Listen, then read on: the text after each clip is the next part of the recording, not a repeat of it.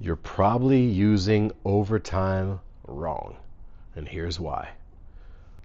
Okay, so if you saw the day in the life video that I made a little ways back, you probably noticed that I work overtime.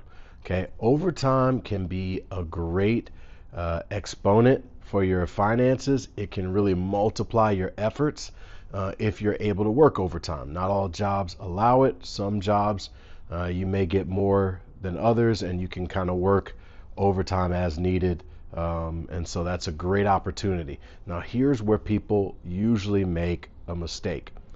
They use overtime as a supplement for their take-home pay or their W-2 money. That is a terrible way to use overtime, because what happens is something called lifestyle creep. So if you have money, you'll spend money. So when we start making overtime money on a consistent basis, a lot of people will build that in to their budget. So let's say you have a permanent overtime shift on a certain day of the week, or your boss says, hey, we're short on people, so overtime's approved, and you've decided you're going to work 10 to 20 hours a week of overtime consistently. What you don't want to do is you don't want to build that into your budget, because now you're going to feel like you can afford more than you actually can. You'll get a bigger house or a more expensive car, or you'll take trips that you really can't afford, or you'll sign up for subscriptions that are reoccurring that you usually didn't. Or maybe you'll go buy a boat. Okay, but here's the problem.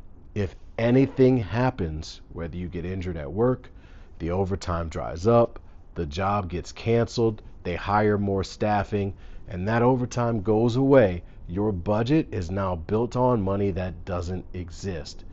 So the way you're supposed to use overtime is as an exponent, right? Multiplier of your money or your budget.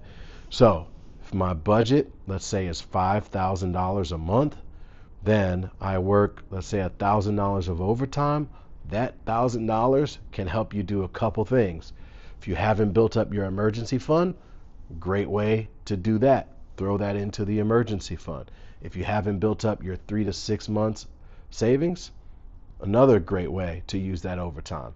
Hey, maybe you have debt and you're using overtime to use for debt repayment. Awesome. Or it can be something that you put towards your retirement. So, and that can be maybe even a college fund for your kids, a 529 or a UGMA or something like that. Another great way. Or you know what? Maybe it's simply a slush fund. So it is just for vacations, fun, and entertainment, and that is your guilt-free money. Awesome. Those are all great ways to use overtime money, but we want to make sure whatever you do, do not build it in the budget. I've seen way too many people count on overtime to be there, and then when it's gone, they are scrambling, and it's not pretty. All right, so follow me, give you some more tips and tricks. We'll go from there.